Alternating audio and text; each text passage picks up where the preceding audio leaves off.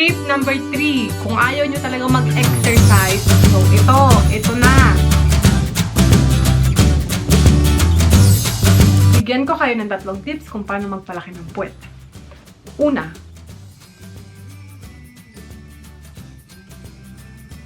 kung ikaw ay payat na gusto magpalaki ng puwet, kailangan nyo kumain ng mas marami. Kung mapapansin nyo, yung mga chubby, ang lalaki ng puwet nila, kasi nga may fats na sila na pwedeng itone, pwedeng i-muscle.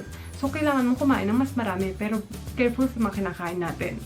Hindi porque kailangan kumain ng marami, kung ano-ano na lang. Pero kung chubby ka naman, depende kasi sa katawan, bakit ka pa kakain ng mas marami, may fats ka nang pwedeng gawing muscles or itone. Ito, problema to ng mga payat. Sige, kain nga ng kain, pero tiyan lang yung lalaki. Kaya napaka-importante ng tip number 2.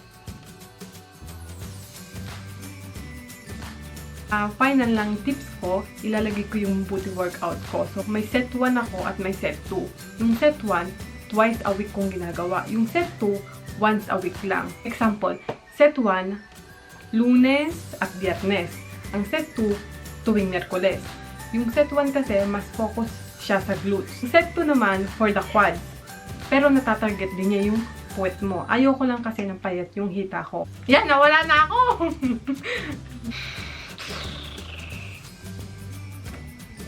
Noon pa man, mahilig na ako mag-exercise.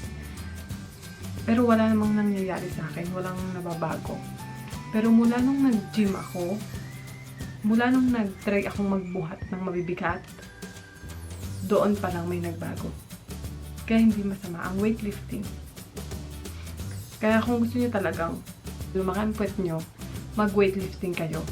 Kasi ang nagagawa ng ibang exercise na hindi nagbubuhat ng mabigat, natotone lang siya, hindi lumalaki. Experience ko lang to ha. Na, kahit hindi ka mag-gym, basta meron kang mga mabibigat na pwedeng gamitin, okay na yun. Lalo na ngayon naka-quarantine tayo. Tip number 3, kung ayaw nyo talaga mag-exercise, so ito na.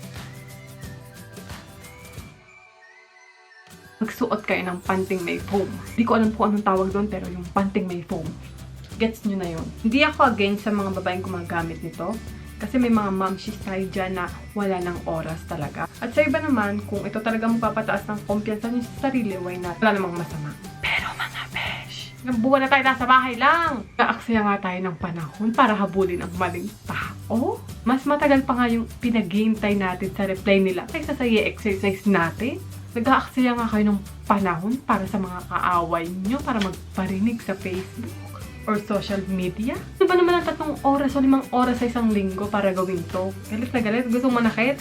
Okay, lalagay ko na yung booty workouts ko. Keep on watching!